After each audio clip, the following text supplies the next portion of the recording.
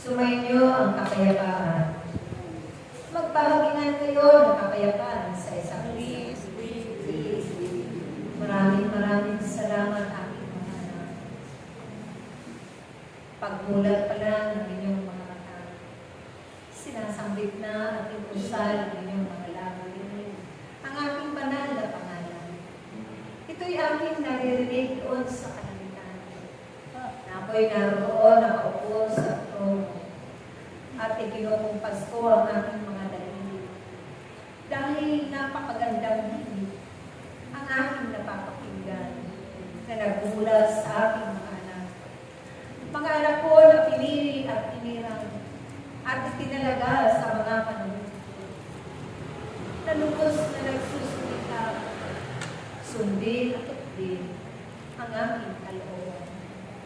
Naway hindi magbabago aking mga anak at inyong mga pagpapasya. Ito'y hingin ninyo sa akin lagi na ako'y magiging katuwang ninyo sa lahat ng oras, sa lahat ng sandali ng inyong mga buhay. At ganoon din ang aking presensya. Naway mag-umapaw ang inyong mga pagmamahalan sa isa't isa. Hindi man ninyo kalaki. Hindi man ninyo kakilala.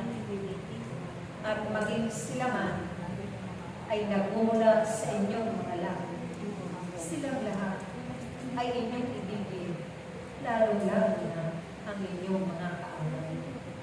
Sa panahon ito, walang kuwang-kuwang ang mga pagsisigaluhan sa isa't isa.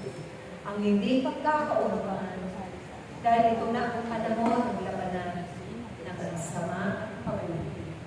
Kaya kayo man ang aking kinaliman na sa inyong mga puso't kalooban ng kabutihan ay ipagpatuloy ito.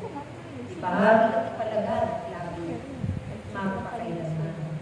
Sa araw-araw ninyo mga pag-ayo na aking itinatalaga at itinatakda, tunay na yan ay isalit na siyang dahil akong si Yahweh ay lagi ninyong kaagapay, kasama at nangungunalang sa ng aking mga angel na aking itinatawag sa buhay.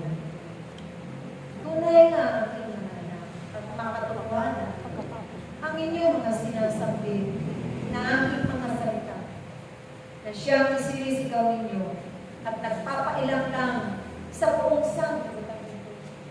Naway patuloy pa ninyong ipagsigawan ng katotohanan upang mamayani sa bawat kapwa-tao ninyo sa kanilang mga puso ang aking pag-ibig at pagpapahalaga at ang katutupanan na makapangyarihan na aking salita magpakailanman. Nawa aking mga anak, huwag na huwag kayong mapapagod, huwag na huwag kayong mag-iinaw, huwag na huwag kayong magiging kabibuan niya.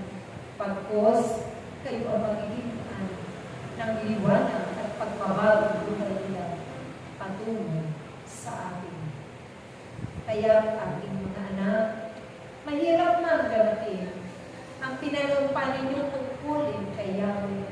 Ako'y naroon sa mga paghihirap. Naroon ang aking mga anak. Madama niyo sana ang aking presensya sa pagkakataon. Huwag ninyong kaliligtaan na kayo man inadapat, nagkamali, nagkukulang ang Panginoon. Nagkakasala kami rito. Subalit ako si Yahweh ang nagsaayos ng lahat. Maraming napanunan sa pagpagitan ng aking inaaway. At ito kayo galing. Naging ninyo bagong karosanin. At dito po kayo ulit pinito. Dahil ibig ko kayo na maging mabuting tao. Kaya ang kabutihan aking mga anak ay huwag na huwag ninyong iwawagin. Huwag na huwag maglaho ang mga damdaming kabubuti. Ang mga paggawa ng kabutihan. Huwag ninyo itong panginawaan. Patuloy lang ang patuloy dalang ito. Dahil sa lahat ng ito, ang ating mga ganting pagpapala ay sasagot. Marami akong pangako sa inyo na ito'y lagi ninyong pangawak ng aking mga. Dahil ang aking mga pangako kailanman ay hindi mapapako. Kaya ako kayong mapapako sa pag-aaral, sa pagkatyaga, sa pagsasakripisyo. Dahil ang lahat yan na lumalapit sa akin ay makakaitangat.